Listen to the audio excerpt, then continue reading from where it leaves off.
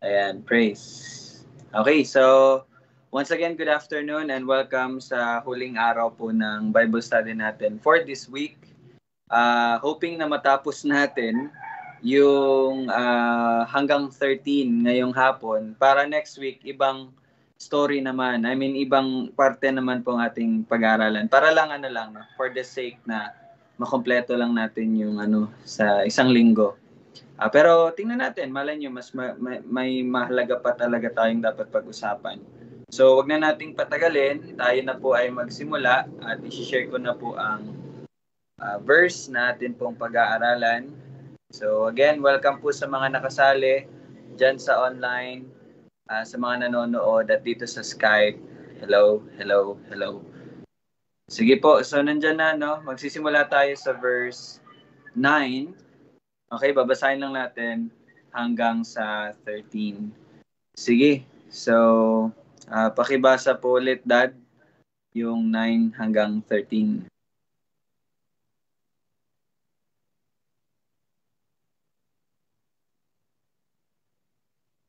Mute.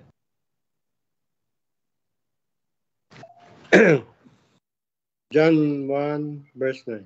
Siya ang tunay na ilaw na tumatanglaw sa bawat dumarating sa sanlibutan. 10. Siya noon ay nasa sanlibutan at ang sanlibutan ay ginawa sa pamamagitan niya. Gayon may hindi siya nakilala ng sanlibutan. 11. Siya ay naparito sa kanyang sariling tahanan at siya hindi tinanggap ng kanyang sariling bayan. 12. Subalit ang lahat ng tumanggap sa kanya na sumasampalataya sa kanyang pangalan ay kanyang pinagkalooban sila ng karapatan na maging mga anak ng Diyos, na ipinanganak hindi sa dugo o sa kalooban ng laman o sa kalooban ng tao, kundi ng Diyos. Amen. Tayo po ay manalangin. Let's pray. Panginoon, maraming salamat po sa hapon na ito at sa pag-iingat mo sa bawat isa. Panginoon, kung meron man po sa amin ang ngayon ay hindi nakakaramdam ng maayos na pakiramdam, physical man or spiritual, nanghihina o nadidismaya o may mga bagay na iniisip, Panginoon, ikaw pong magbigay ng peace sa isipan at sa damdamin ng bawat isa, Panginoon. Tunay nga ng iyong salita ay ang siyang magtuturo, magsasaway, magtutuwid at magsasanay sa bawat isa. Kung ito man po ay sa kasalanan, sawayin mo po kami at iyong ituwid. Kung ito man po ay mga pagsubok, kami po ay patuloy mong turuan at sanayin para po sa iyong kaluwalhatian. Tabanal na Espiritu na siyang naninirahan sa amin. Salamat na siyang magtuturo sa amin ng mga misteryo at katotohanan na sa iyo lamang nagagaling. Salamat dahil kami ay naipasok at kasama na sa iyong kaharian sa pamagitan ng iyong anak na si Jesucristo na siyang aming Diyos at tagapagligtas. Ito aming panalangin sa pangalan ni Jesus. Amen. Okay, so let's go to verse 9. Sana po'y malinaw na po sa atin yung verse 9, no, na siya, ang tunay na ilaw, which is ang ating Panginoong Jesucristo, ang tumatanglaw sa bawat dumarating sa sanlibutan. Again, we define tumatanglaw bilang, yun nga, yung dalawa pong kahulugan niya na ginamit din po ni Juan sa kanyang isinulat. Kung matatandaan niyo po, no, kahapon may binasa tayong mga 10 verses at yung tumatanglaw dito is either pagbibigay buhay or kaligtasan sa isang nililigtas. At ito din naman ay tumatanglaw, ibig sabihin inihahayag yung mga maling or ihahayag, no, sa paghuhukom ang mga maling ginagawa sa kasamaan, sa kadiliman o yung mga tinatago. So lahat ng iyon ma-expose yun at lahat ng iyon ay makakatanggap ng karampatang kaparusahan. Pero para sa mga mananampalataya, itong pagtanglaw ng ilaw ay buhay para sa mga nililigtas. So, let's go to verse 10. Ngayon, by the way, ito po yung magandang panimula natin for us to understand. Paano ba natin may explain kung may magtanong sa atin na kung ito ay hindi para sa lahat, kung ang kaligtasan na ito hindi para sa lahat, kung itong sinabi dito na tumatanglaw sa bawat dumarating sa sanlibutan, meron palang dalawang mangyayari. So paano natin yun may papaliwanag? So I think maganda na matapos natin yung 10 to 13. Ito ay magbibigay sa atin ng mas malawak na pag-intindi at pag-unawa at makakatulong sa atin upang ipaliwanag ito sa ibang tao. So kung papansinin natin po sa verse 10, siya noon, siya which is si Christ, ang ilaw, ay nasa sanlibutan at ang sanlibutan ay ginawa sa pamagitan niya. Gayon may hindi siya nakilala ng sanlibutan. So 3 beses po ginamit yung world or yung sanlibutan dito. Again, gaya po nung nauna nating ginawa, yung ilaw ay yung buhay. Kung natatandaan niyo po sa verse, verse 4 or verse 5? Verse 4, di ba yung buhay po, yung dalawang buhay na salita doon ay magkaiba. Let us also test kung yung sinasabi dito na sanlibutan ay pareho lang ba or magkaiba din. So, gusto ko pong marinig ang inyong mga boses, no? Paki-share po kung ano po yung dito sa verse 10. Lahat po ba ng sanlibutan? Ano yung sanlibutan na to? Lahat ba 'to ay magkakapareha or magkakaiba? Or may magkapareho pero may naiba? Sino pong nakapag-aral dito sa verse 10? Nakapagbasa? Magkaiba yung meaning ng sanlibutan dito. Yung sa una, yung sanlibutan na tinutukoy dito is yung ito, yung mundo. Tama ba? At yung dito sa gayon may hindi siya nakilala ng sanlibutan. Ang tinutukoy dito ay ang katauhan, sangkatauhan. Yan lang. Okay. So, yun po ang sinabi ni Mami. Yung unang dalawang sanlibutan, Ma'am, yun tinutukoy mo. Yung unang dalawang sanlibutan. Ito ay patungkol sa physical world, Earth. Ito, ganun ba, Ma'am? Pero yung sa pangalawa na sanlibutan is yung mga tao, Ma'am, na hindi mananampalataya. So, mag-a-agree po ba kayo kay Mami? Or meron pong ibang na yung iba po, ano pong maano nyo?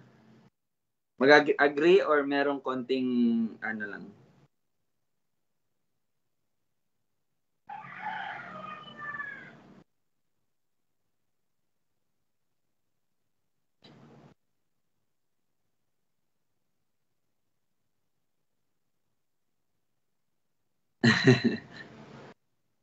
Walang sasagot.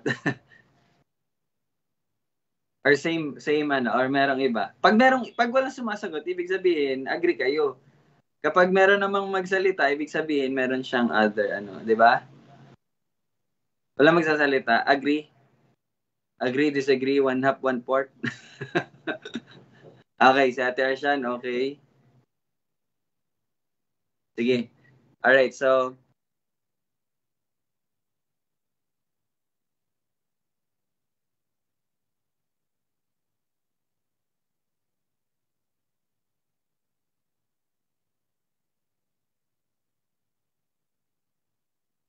okay.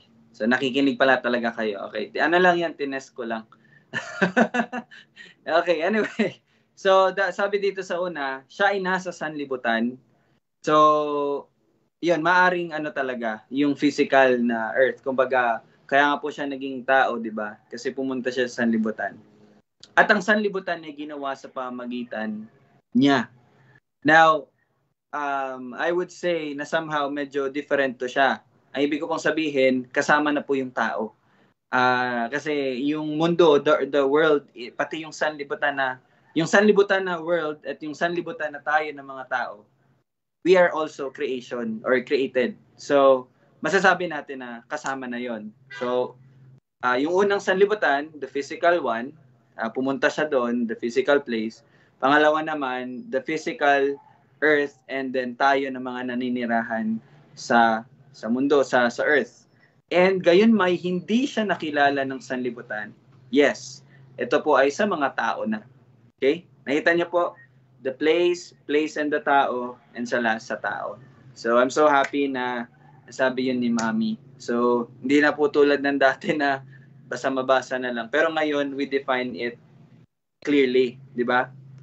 So, yes, dito natin makikita, dito pinapakita po ng salita ng Panginoon na tunay nga na ang Diyos ay naging tao. Okay? The incarnation of Jesus Christ. By the way, kapag naririnig niyo po yung incarnation, hindi po yan yung sinasalin niya po no sa pag nagluluto kayo. Okay? Hindi po yun. Walang nakagets. Okay. Anyway, incarnation po ay yung pagiging tao. Incarnation. Yun yung ibig kahulugan po ng incarnation. Pagiging tao. Diyos na naging tao. Pero lagi po nating tandaan, hindi po siya tao lang nung ang Panginoong Jesus ay pumunta dito. Hindi din po siya half tao at half Diyos. Okay? But hindi rin po siya Diyos nung pumunta siya dito. Hindi po siya Diyos lang na pumunta dito. But si Jesucristo po ay nagkatawang tao, pero siya po ay Diyos pa rin at siya ay tao din. Okay? 100% Diyos, 100% tao. So kung meron pa pong mga hindi masyadong nakakaunawa sa itong incarnation na tinatawag, huwag po kayong mag-alala, darating po tayo dyan na time, may mga BS po tayo dyan. Pero kung hindi na po kayo makapaghintay, mas maganda na aralin nyo siya. May mga resources tayo, Bible, the Bible itself, at yung mga other writings, no? Pero, yes, sabi po dito, gayon may hindi siya nakilala ng sanlibutan. Okay?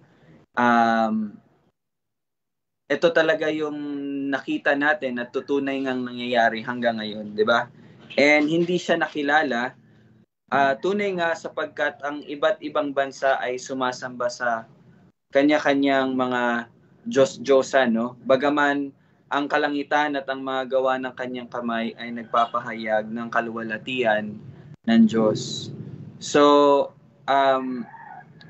by the way, ang akin pong, may iba po pala akong naano dito sa verse 10. Well, yung sinabi ko po kanina, general po, no? General po yun. Well, again, tama naman siya. In a way, tama naman po siya. Pero ako po nung nag-aaral ako, medyo naging specific po ako dito sa sanlibutan. Ewan ko lang kung tama, no? Pero pwede ko naman baguhin. Pero kaya lang dito sa John 10 or teka lang po, baka kasi ginagawa ko lang complicated or baka naging ano lang ako that time. Kasi dito sa sanlibutan na binanggit ko pala, ayon sa notes ko, ito yung sangkatauhan mula sa iba't ibang lipi at bansa. Okay? Mula po sa iba't ibang sangkatauhan mula sa iba't ibang lipi at bansa. Yun po ang pagkakasulat ko dito. Ibig sabihin po, meron pong natitira. Meron po natitira at yun ay yung sa verse 11. Siya'y naparito sa kanyang sariling tahanan. So dito naman po sa sariling tahanan, ito po ay patungkol sa Israel. Ito ay patungkol sa nation ng Israel. So kaya sa verse 10, ang sinulat ko lang naman, yung sanlibutan dito is outside Israel. Yung iba't ibang bansa. Okay, iba't ibang lipi. Pero again, sabi ko nga po, sanlibutan itself, lahat ng tao kasama yung mga Hudyo, hindi siya nakilala. Pero actually, kung atin po talagang ng maigi, may nakakilala naman po talaga sa kanya. At kung atin pong titingnan, parang ganito po, no? Isipin natin na si Juan, di ba, exegesis, yung sinusulat to ni John. Parang sa ngayon lang pwede po itong makorek actually. Matatanggap ko po yung general na view na sanlibutan is kasama Hudyo. Lahat talaga. Okay? Okay? Pero sa akin lang, nung pag-aaral ko, again, ulitin ko po, pwede po ako magkamali. I mean, I accept. Open po ako dyan. Kaya lang, pakinggan niyo muna ako.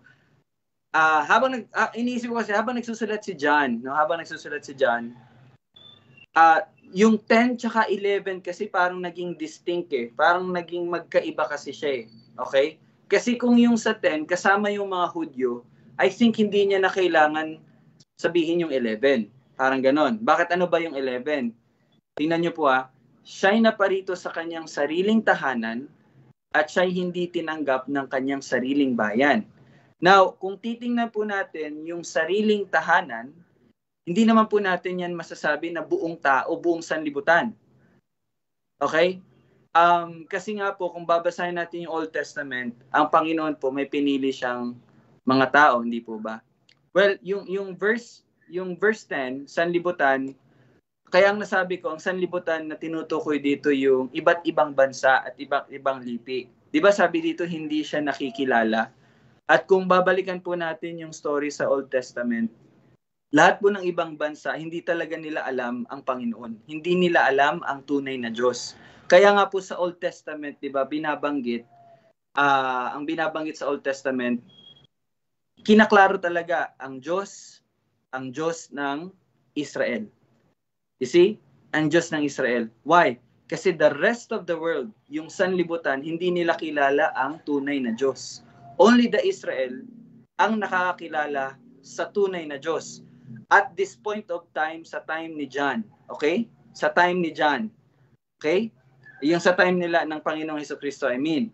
Okay? Kaya ang sinabi ko, ang sinulat ko sa notes ko, itong sanlibutan is yung iba't ibang tao, lipi at bansa dahil hindi nila nakikilala ang Panginoon. Walang nakakakilala sa Panginoon. Ang tanging nakakilala lamang sa tunay na Diyos ay yung Israel. Kaya lang, merong issue yung Israel. Verse 11. Nagigets niyo po yung gusto ko pong ipunto? Well, meron po akong nilagay na verse dito. Tingnan natin, baka makatulong. Mga Awit 19, chapter 19, verse 1. Ang sabi po kasi dito sa verse na ito, nagpapahayag ng kaluwalhati. Okay, ito pala ay kasi sa sinulat ko po pala, sorry. Sa sinulat ko po pala dito sa verse 10 kasi, di ba sabi dyan, hindi siya nakikilala ng sanlibutan. And sabi ko po yung sanlibutan is, again, outside Israel. Kasi nga po, di ba po sila ay sumasamba sa Diyos-Diyosan. Di ba sumasamba sila sa Diyos-Diyosan. Pero, di ba sa Psalms 19:1, sabi dito, nagpapahayag ng kaluwalhatian ng Diyos ang kalangitan at ang mga gawa ng kanyang kamay at inihahayag ng kalawakan. So, ibig sabihin, kahit na pinagsisigawan ng kalawakan, kalangitan, ang kaluwalhatian ng Diyos, hindi pa rin siya nakikilala ng mga tao sa sanlibutan. Kasi nga, hindi nila kilala ang tunay na Diyos. Now, ang nakakakilala lamang sa tunay na Diyos ay ang mga Israelita. Kung pupunta tayo sa verse 11, ito po yung sinabi sa verse 11. Siya'y naparito sa kanyang sariling tahanan. Saan po siya pumunta? All over the world, sa sanlibutan? Hindi po, di ba? But meron pong specific na lugar kung saan siya pumunta. At saan po yon? Yun po ay ang Israel. So you see, from verse 10, talking about the whole iba't ibang bansa, buong sanlibutan. Saan siya pumunta? Sa kanyang sariling tahanan. Now, hindi natin magagamit yung verse 10 na sanlibutan na buong mundo kasi hindi naman siya nagpunta sa buong mundo. Only a specific place na kanyang pinuntahan. At yun ay ang Israel na tinatawag niyang tahanan. Why? Kasi dito po sa Deuteronomy chapter 7 verse 6, tingnan niyo po yung pagkasulat dito. Sabi dito sa Deuteronomy 7:6, sapagkat ikaw ay isang banal na bayan ng Panginoon. Ano yung banal na bayan dito? That is Israel. O di ba? Ikaw ay isang banal na bayan sa Panginoon mong Diyos. Pinili ka ng Panginoon mong Diyos upang maging kanyang sariling pag-aari mula sa lahat ng mga bayan na nasa balat ng lupa. Ano yung pag-aari niya? Ano yung tahanan niya? That is Israel. Okay? Kaya po, nung inaaral ko to, nung nagsusulat ako ng notes, ang nilagay ko sa sanlibutan, the rest of the world.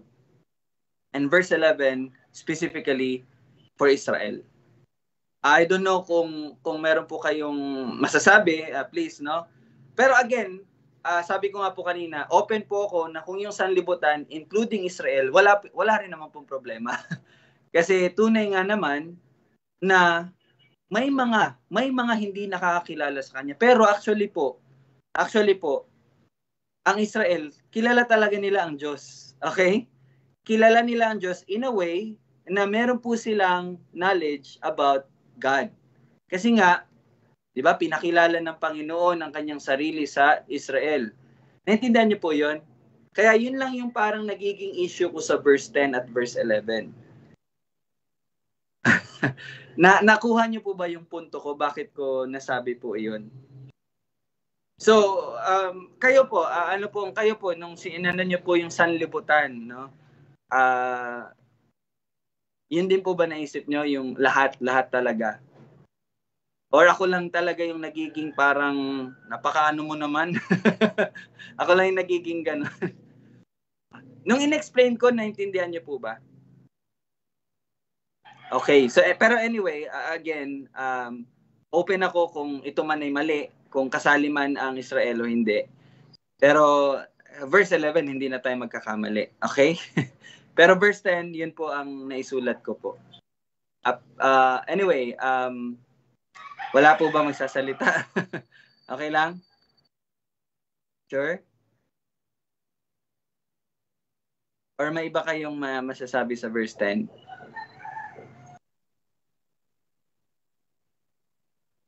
Okay, wala na. Sige, verse 11 tayo. Sige.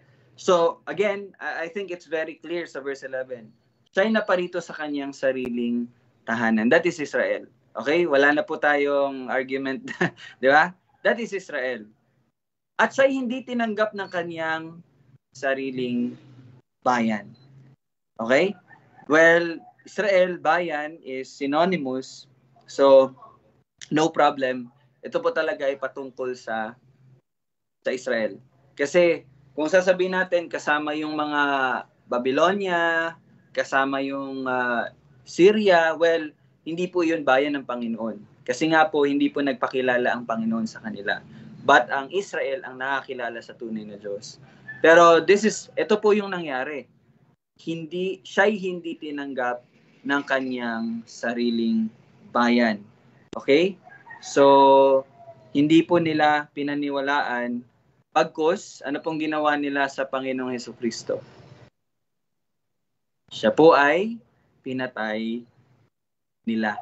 You see? Kaya nga, nasulat ito ni John, again, exegesis, nasulat ito ni John kasi nga, yun yung nakita niya, yun yung overview na kanya nakita kasi matanda na siya dito nung sinulat niya yun. Naintindihan niyo po yun? Okay? Now, so, itong verse 10 and 11 will show to us, magpapakita sa atin na hindi talaga lahat ligtas. Okay? Hindi talaga lahat ay ligtas. Yan po. Yan. Pwede po yan. Magiging tulong yan sa inyo na ma-explain bakit hindi para sa lahat yung ginawa ng Panginoong Hesukristo. Kasi tingnan nyo, hindi lahat ay naligtas.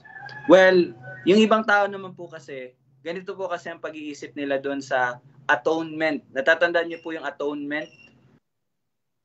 Atonement is yung kabayaran sa pagbabayad sa kasalanan. Okay? Well, yung mga tao kasi, ang iniisip nila sa atonement, ano siya?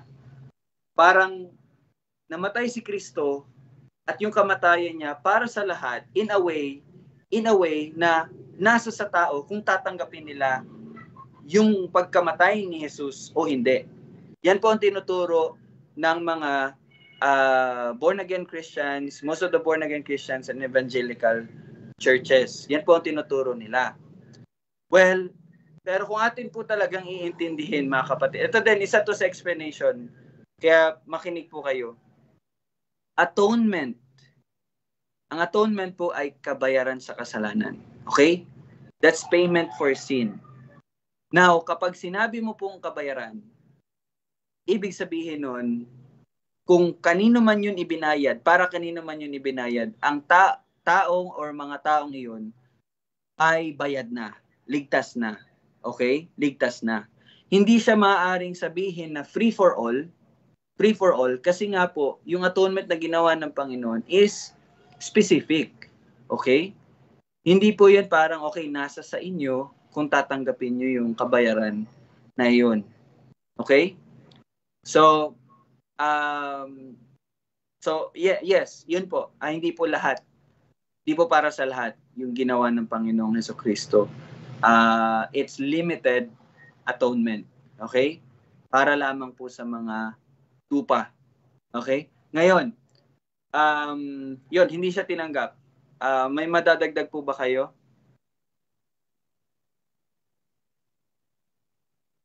Sa verse 11.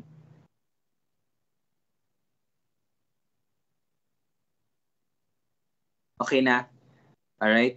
So, verse 11, may kita natin, hindi siya tinanggap or may mga taong hindi talaga tumanggap. And this is reality. May mga taong hindi tatanggap talaga sa Panginoon. But, verse 12. Dumiretso. Verse 12. Subalit, ang lahat ng tumanggap sa Kanya na sumasampalataya sa Kanyang pangalan ay Kanyang pinagkalooban sila ng karapatan na maging anak ng Diyos. Okay. So bago po ako magbigay ng komento, siguro naman may i-share na po kayo about dito sa verse 12. So anyone po, ano po yung inyo pong napag-aralan dito sa verse 12?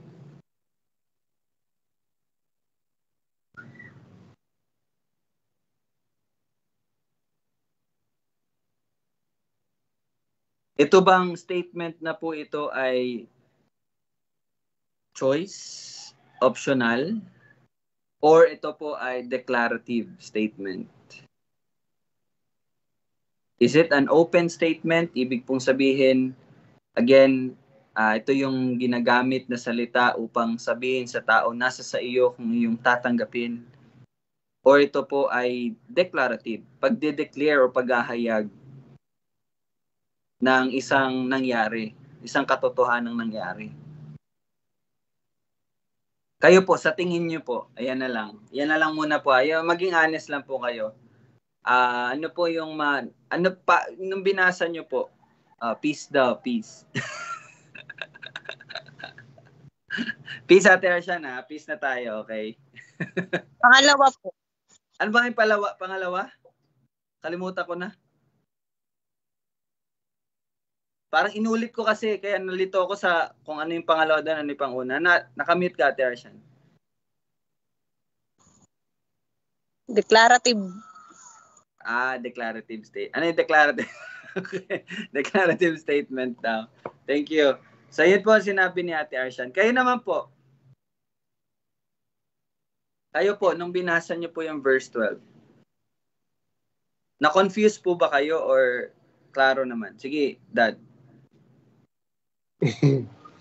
Hindi, ito kasi, kung sa, halimbawa, mga bagong pagbabasahin to talagang ang ulang makikita dito na kung sino yung sumampalataya. Ibig sabihin, yun nga, sa tao, yun ang pagkakaintindi talaga dito, no? Kaya ito talaga yung natin na ito ba'y galing sa tao o galing sa Diyos, no? Di ba?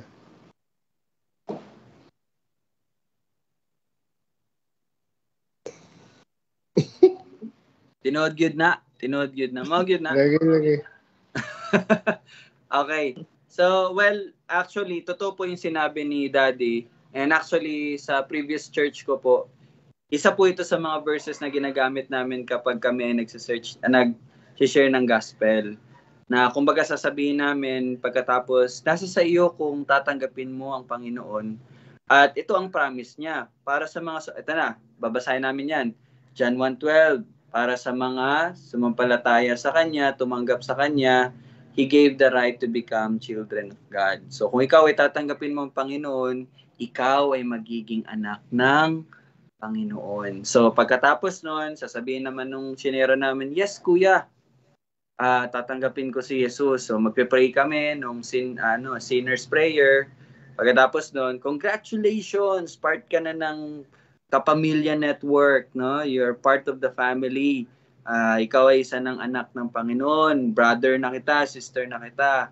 So yan po laging mga tagpo sa aming pag-share sa ng gospel long sa Lakas Angkan pa po kami. Well, yes, maganda po na na-open yun. Kung babasahin niyo po talaga ang verse 12, yun po talaga ang unang may isip ng tao. 'Di ba? Kayo po, sige nga, yung iba naman, yun din po bang makita niyo sa verse 12? Sige po, Tito Bong.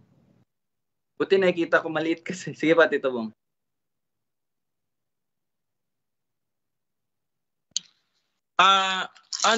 Noon, ganyan yung yung paniniwala ko. Sabi nga, yun nakita natin na yun sa Ephesians 2:8 na sa biyaya ay pinagkaloob ng Diyos ang biyaya para sa ating mga pananampalataya. Pero hindi iyon nauukol sa pamagitan ng ating sarili. Kundi iyon ay biyaya ng Diyos, hindi sa ating sarili.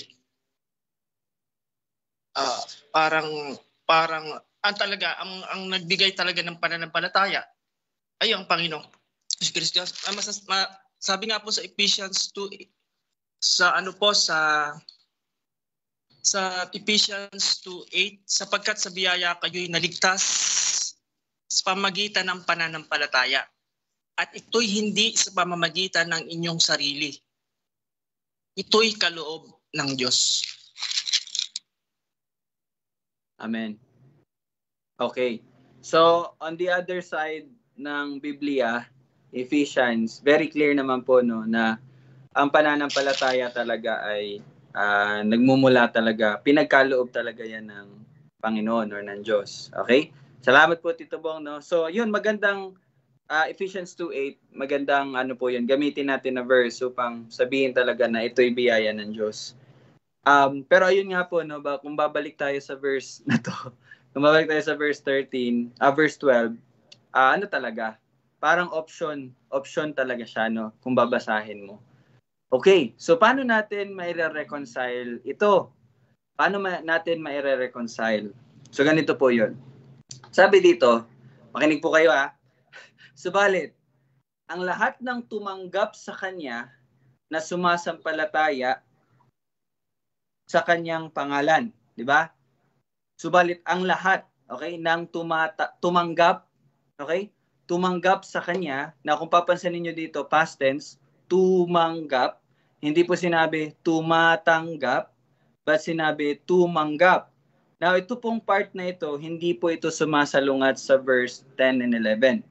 Bakit? Kasi ito, tingnan niyo po verse 10 and 11 is showing to us about the negative.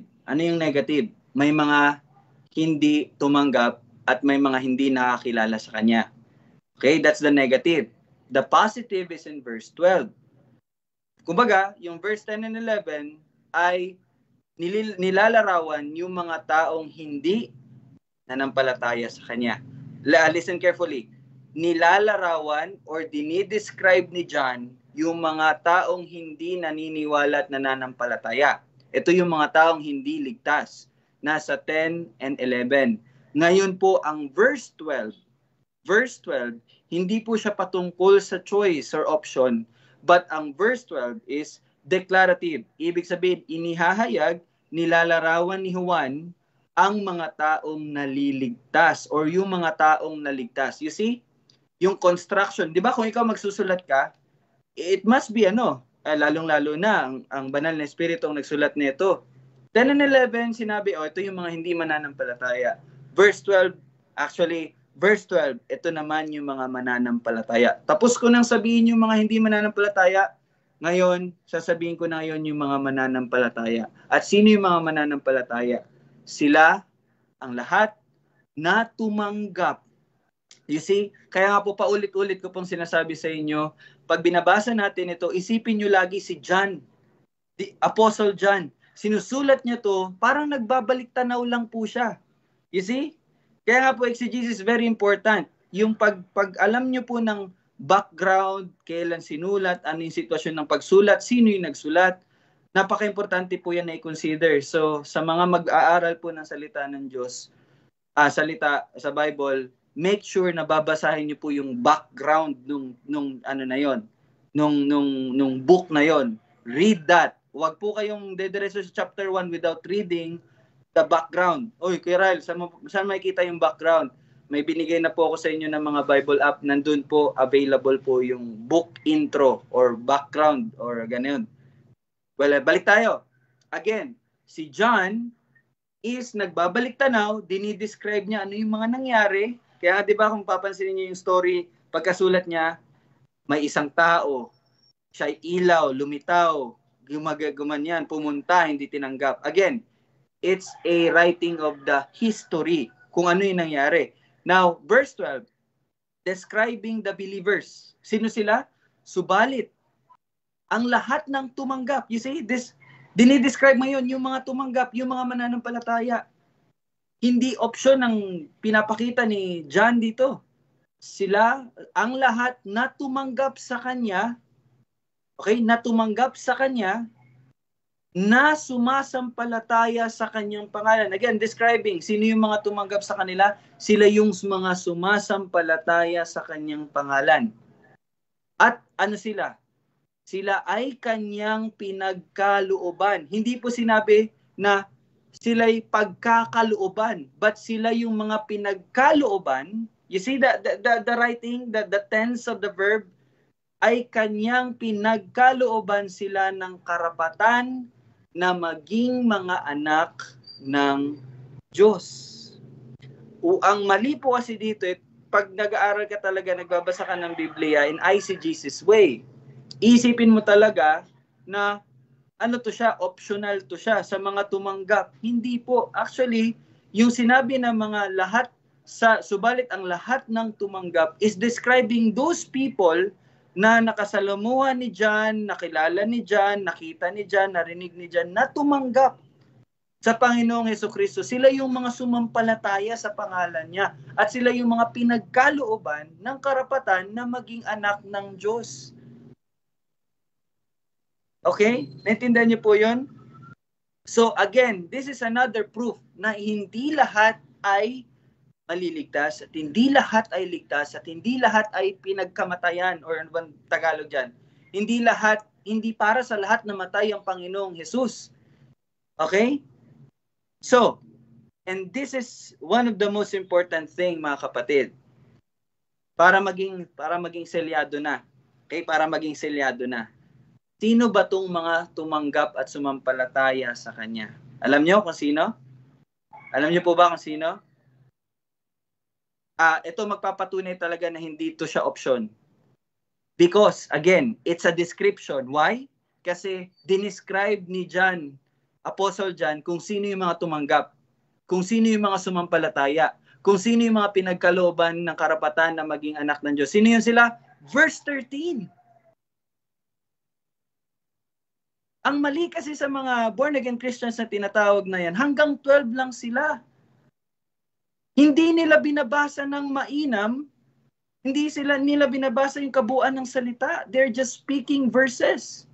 Na anong sabi sa verse 13? Sino yun sila? Yung mga sumampalataya, sila yung mga ipinanganak, hindi sa dugo, you see? O sa kalooban ng laman, you see? O sa kalooban ng tao. You see? But sila ang mga ipinanganak ng Diyos. Praise God. Ano, selyado na? Uwian na, tapos na. Di ba? Yung mga sumampalataya, hindi yun sila yung mga, nasa sayo. Verse 13. Di ba? Hindi sa kalooban ng tao. But ang pagiging anak ng isang Diyos or ang isang taong ipinanganak ng Diyos ay sa desisyon ng Diyos. It is in the sovereign will of God. Kaya nga in John chapter 3, again, si John na nagsulat, makikita nyo sa John chapter 3, ang sinabi ng Panginoong Hesus, kung hindi ka ipinanganak muli, hindi mo makikita ang kaharian ng Diyos. Yung mga hindi ipinanganak ng Diyos, hindi talaga nila maiintindihan ang kaharian ng Diyos at hindi nila yun kailanman makikita. Why? Kasi nga sabi sa salita, I think si Pablo ang nagsulat nito, ang laman, ay hindi, Romans, yes, Pablo, ang laman ay kailanman hindi matatanggap ang mga bagay ng Espiritu. Dahil ang kanilang matatanggap laman ay ang laman, kung anong galing sa laman. But ang makakatanggap ng mga bagay ng Espiritu ay yung mga may Espiritu. At sino yung may mga Espiritu? Sila ang mga ipinanganak ng Diyos. Kaya nga sa John pa rin, John chapter 3, the Spirit gives birth. Ang Espiritu ay ipapanganak ang Espiritu. Ang laman, ang ipapanganak niyan, laman. You see? So, pero napaka-importante na maano natin to isa-isa. Sabi dito, na ipinanganak. Again, ito po ay description ng verse 12. Yung mga tumanggap, yung mga nanampalataya, yung mga ipinanganak, yung mga pinagkalooban ng karapatan na maging anak ng Diyos. Sila ay mga ipinanganak. Hindi sa dugo. Now, what does it mean? Anong ibig kalugan ng hindi sa dugo? Okay. Ano yung ipinanganak? Hindi sa dugo.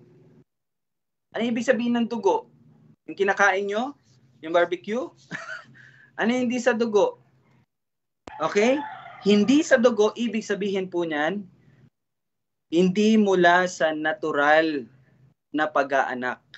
Okay? Hindi mula sa natural na pag-aanak. Now, ano yung natural na pag-aanak? Yan, yung mangyayari kay Ate Arshan soon. Oh, sorry. Sabi ko, okay lang ba Ate Arshan? Sorry. Okay, Ate Arshan is double person po ulit siya. Double person. Dalawang tao ulit yan siya. Nagdadalang tao. Okay. Anyway, yun po yung natural. Hindi sa dugo. Ibig sabihin, hindi po sa natural. Why? Bakit napaka-importante na sabihin ni Juan na hindi ipinanganak na hindi sa dugo? Why? Kasi ang mga taong ipinanganak sa dugo, lahat po tayo pinanganak sa dugo. Di po ba? At alam niyo po ba, ang lahat ng mga taong ipinanganak sa dugo ay ibig sabihin noon na mana ang ang original sin. Ano yung original sin? Yun yung sinful nature. Kapag ibig sabihin, yung sinful nature, ibig sabihin natural sa atin ang gumawa ng kasalanan. At ayon sa Psalms 51:5, medyo na-memorize ka na, joke lang. 51:5 ba yun? Basta nasa ganung verse. Anong sabi doon? Nasa sinapupunan pa lang tayo na ay pinaglihin na sa kasalanan. You see? So, ang isang taong ipinanganak, okay, ang isang taong ipinanganak sa dugo, yan ay natural na tao. That is a natural person. Ibig sabihin, sinful yang taong yan. At sino yon? Lahat tayo. We are sinful. So, ang isang taong natural, ang isang taong ipinanganak sa laman, hindi matatanggap kung ano man ang bagay na spiritual. You see? Kaya, kailanman hindi ka mananampalataya. Kaya sabi ni John, ni Apostle John, sila yung mga hindi ipinanganak sa dugo. Clear na yung dugo? O gusto nyo pa ng dugo? Bili ako doon, may barbecue doon. Okay na. Okay, number 2. Sa kalooban ng laman. Hindi sa kalooban ng laman. Which is ito ay related doon sa dugo. Pag sinabi po nating laman, again, sa makasalanang pagkatao natin. Dahil ang laman po ay ipinanganak sa laman. Hindi po yan ipinanganak sa Diyos. Okay? At wala silang kakayanang tumanggap ng buhat sa Espiritu. At maganda na mabasa natin to. 1 Corinthians chapter 2. Basahin natin Teka lang po. 1 Corinthians chapter 2 verse 14. Okay? 2:14. Sabi dito, ngunit ang taong hindi ayon sa Espiritu, makinig kayo ngunit ang taong hindi ayon sa Espiritu ay hindi tumatanggap ng mga bagay ng Espiritu ng Diyos. And salvation is bagay yan ng Espiritu ng Diyos. Okay? Sapagkat ang mga iyon ay kahangalan sa Kanya. You see? At hindi niya iyon nauunawaan. You see? sapagkat ang mga iyon ay nauunawaan sa pamamagitan ng Espiritu. Okay? So ang isang tao na ipinanganak sa laman, hindi niya maintindihan at maunawaan ang mga bagay ng Espiritu ng Diyos. You see? So it's impossible for a natural person to have faith in the Lord. You see? Kasi nga patay nga sa kasalanan. Now, balik tayo. Next. O sa kalooban ng tao. Una, laman, our natural na pagkatao, natural na to katawan na makasalanan. Ngayon naman, kalooban ng tao. Ano ba yung kalooban ng tao? Alam nyo ba ano pong kalooban ng tao? Ano yung will ng tao? Alam nyo po ba anong kalooban natin? Di nyo alam, no? Alam nyo po ba? Okay, basahin natin. Again, hindi tayo magdi-describe. Let the word of God speaks. Basahin natin sa John. O, nasa John lang. Nandyan lang, di ba? Nandyan. O, nandyan lang. John chapter 13, verse 19. Ito, binanggit to ni Tito Bong kahapon eh. At ito ang kahatulan na naparito ang ilaw sa sanlibutan at inibig pa ng mga tao ang kadiliman kaysa ilaw sapagkat ang kanilang mga gawa ay masasama. Alam nyo, yan po ang will. Yan po ang kalooban ng tao. Ano? Gumawa ng masama. You see? That's the normal person. That's a natural person. Okay? So, sino lang po ang maliligtas? Sino po yung mga tumanggap?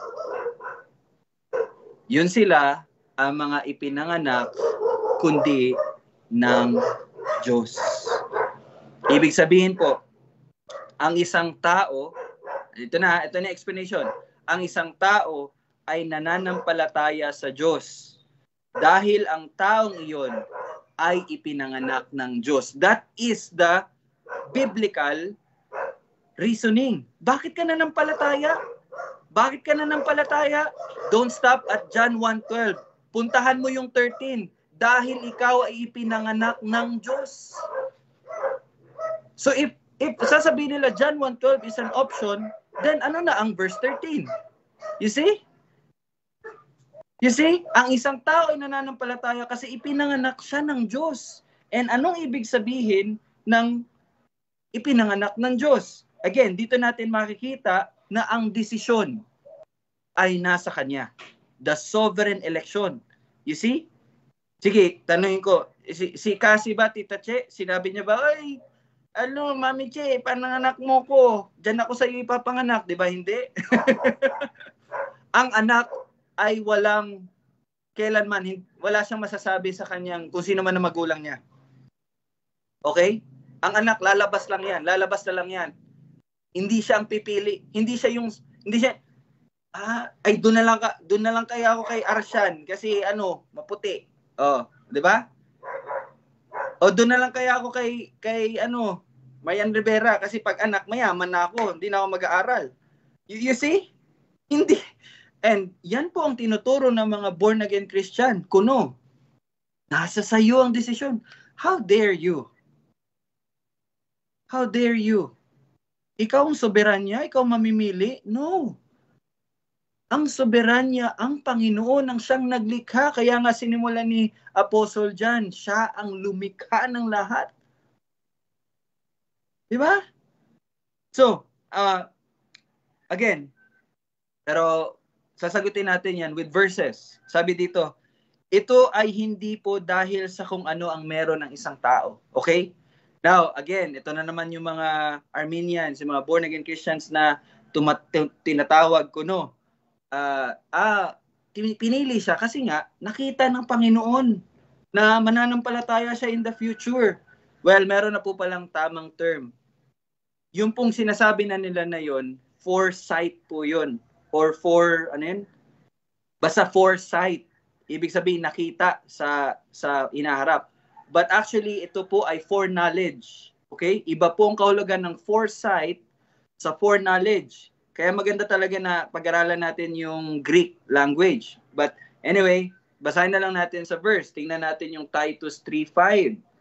Sabi po dito sa Titus chapter 3 verse 5, iniligtas niya tayo. Okay? Iniligtas niya tayo hindi dahil sa mga gawa ng ating ginawa sa katuwiran. You see? So, okay. Pero actually, hindi totoo yung sinasabi ng mga Armenians na nakita na ng Panginoon na ikaw ay mabuti at mananampalataya ka. O sige, kung totoo yun, still, hindi iyon ang batayan ng Panginoon para piliin ng isang tao. Why? Titus 3:5. Hindi dahil sa mga gawa na ating ginawa sa katuwiran. You see? Hindi dahil doon. Okay? Kundi ayon sa kanyang kahabagan. It's just about mercy, the mercy of God. Sa pamagitan ng paghuhugas ng muling kapanganakan, born again. At pagbabago sa pamagitan ng ano? Ng desisyon mo na tanggapin si Kristo kaya ka na born again? No! Sa pamagitan ng Espiritu Santo. Malinaw po ba mga kapatid?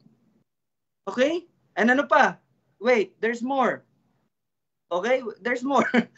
At James 1:18. Ano ba sinabi sa James 1:18? Santiago chapter 1 verse 18. You see, it's all over the Bible. It's all over the New Testament. 1:18. Alinsunod sa kanyang sariling kalooban, tayo ay ipinanganak niya. You see? You see? Ang isang taong ipinanganak ng Diyos ay hindi lamang sa John. It's all over the scriptures, no? Tayo ay ipinanganak niya sa pamamagitan ng ano? Salita ng katotohanan. And who is that? Who is that? Christ. 'Di ba? Upang tayo maging isang uri ng mga unang bunga sa kanyang mga nilalang.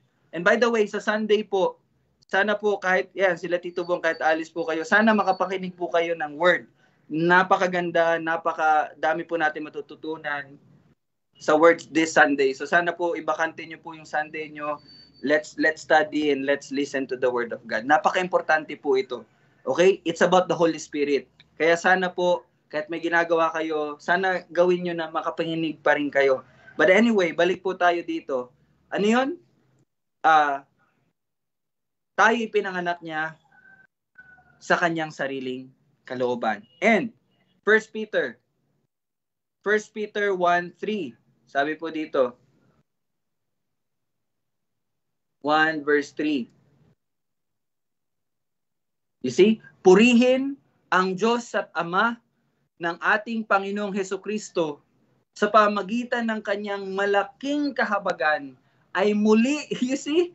Muli tayong ipinanganak sa isang buhay na pag-asa sa pamagitan ng muling pagkabuhay ni Hesukristo mula sa mga patay. Hindi lang po iyon binuhay tayong muli, but binuhay tayong muli na nandito yung isang buhay na pag-asa natin. Na na si Kristo ay muling binuhay kung kaya't ang mga mananampalataya ay muli ding mabubuhay. You see? And the last verse, Ephesians 1. Ito, nabasa na natin po ito nung nakaraan, nung last Sunday. Di ba? Ephesians 1, verse 13 to 14. Ano sabi dito? Sa Kanya'y kayo rin naman na nakarinig ng salita ng katotohanan, ang ebanghelyo ng inyong kaligtasan, at kayo na sumampalataya sa Kanya ay tinatakan ng ipinangakong Espiritu Santo. Siya ang katibayan ng ating mana hanggang sa ikatutubos ng pag-aari sa ikapupuri ng Kanyang kaluwalhatian. Yung nangyari pong iyon ay wala na pong ibang dahilan kundi lamang po sa ikapupuri ng Kanyang kaluwalhatian. So, ang isang taong mananampalataya ay dahil ipinanganak siya ng Diyos. Kaya niya natanggap. Kaya nga po lagi po nating tandaan, regeneration o yung pagiging buhay muli ay nauuna kesa sa pananampalataya. Okay? Kailangan muna tayong buhayin o ipanganak, regeneration, ipanganak ng Diyos bago tayo magkaroon ng kakayanang manampalataya sa Kanya. Yan po ang tunay, katotohanan, at biblical na katuruan. So Dad, kung meron man pong mag-ano sa'yo, hindi. Diba John 1:12? O basahin mo yung John 1:13. Tapos ang usapan. Okay? Naintindihan niyo po yun? So mga kapatid, it's a very glorious and wondrous, no? Very wonderful thing na nangyari. You see, sabi ko nga noong nakaraang linggo, we are all rebels. Rebelde po tayo sa Panginoon. But dahil sa habag niya, kahit anong time na nagre-rebelde po tayo sa Panginoon, anong ginawa niya? Binuhay niya tayong muli. That's why, in the middle of our rebellion, nung narinig natin ang magandang balita, tayo ay nanampalataya. Why? Kasi binuhay tayo. Nung tayo, di ba? Ephesians 2, verse 4, kahit nung tayo ay patay pa, binuhay niya tayo. Mali talaga yung tinuturo ng LA, G12, or mga born-again Christians na tinuturo nila, manampalataya kayo para mabuhay kayong muli. No. That's a very wrong teaching. Okay? So mga kapatid, sino ang ating pupurihin? Sino ang ating pasasalamatan? Wala na. Siya lang. Kasi ang kaligtasan ay buhat lamang sa Kanya. Okay? Makinig po ang may pandinig. So kung gusto nyo po mag-review about doon, panoorin nyo lang po yung live natin dito sa ano na to. Para next time kung may masisharean kayo ng gospel, ito ay magiging tulong sa inyo. Kaya nga po, nila-live ko po, hindi po para sumikat tayo. Hindi. But para po yan sa inyo. Para sa mga kasamahan natin na kapag may katanungan, o panoorin mo yung Bible study namin doon, para din po yan sa inyo. Kaya sana po, wag nyo din pong baliwalain. No? Again, lahat po ng ginagawa natin, ginagawa ko, para lang po yan sa lalago ng bawat isa na nasa iglesia ng Diyos. That's my only work. Yun po yung ministeryo ko. At yun din po ang ministeryo nyo. Lahat tayo, bawat isa sa atin. Magtulungan po tayo sa paglago, sa pananampalataya, pagsunod, pag-ibig sa ating Diyos. Yun lang po. Okay? So, magbigay na po kayo. Biro lang, pampano lang. Kasi pampano lang yon. Okay, so we praise God. Okay, we praise God for His word. Hallelujah. Rabasya. Joke lang. Okay, anyway. So, may mga tanong po ba kayo? Or okay na po kayo? Okay na po? Sure? Sige po. Closing prayer na tayo. Next week, isasend ko na lang po sa group chat kung ano po yung pag-aaralan. Hindi ko po na-review. Pero praise God, natapos natin yung yung John. Baka babalik tayo sa Matthew ata or Luke. So, hintayin nyo lang po yung chat ko po. Okay? So, basahin nyo lang po yung Biblia. Huwag po kayong Rel, di ko naintindihan, di na ako mag-aral. Hindi, basahin nyo lang po yung story. Kasi yun po ang mag-i-explain ng lahat. Yung Bible, yun lang po. Huwag nyo isipin na mahirap ang pag-aaral ng salita. Basahin. And you will see ang Holy Spirit ang magtuturo sa inyo. Okay? Siya ang gagabay sa inyo. Totoo yan. Sige po, tayo po ay manalangin na maraming salamat, Panginoon, sa iyong salita at sa katotohanan na nanggagaling lamang sa iyo, Panginoon. Indeed, Lord, hindi po kami nagmamalaki. May mga pagkakataon na maari po na mali po ang aming unang pagkakaintindi ng iyong salita. Pero salamat, Panginoon, dahil ikaw po ang magtatama sa amin. Sa pamagitan lang din po ng iyong salita na ituturo ng banal na Espiritu na iyong pinagkaloob sa bawat mananampalataya. Salamat, Panginoon, dahil ang aming pananampalataya ay buhat sa iyo at ang pananampalatayang ito ay tunay ngang makakaligtas. At salamat, Panginoon, dahil sa kabila ng mga panahon na kami po ay patay, kami ay binuhay mo at kami ay nakatanggap at nakaunawa ng mga bagay na nanggagaling sa iyo. Salamat, Panginoon, sa iyong anak na si Jesucristo na siyang namuhay para sa amin. Siyang namatay para sa amin at siyang nabuhay para din sa amin. Maraming salamat, Panginoon. At lahat ng iyon, more than for us, ito po ay para sa ikapupuri ng iyong kaluwalhatian. At tunay nga, napurihin ka, ikaw lamang, O Diyos. Maraming salamat. Ito aming panalangin sa pangalan ni Jesus.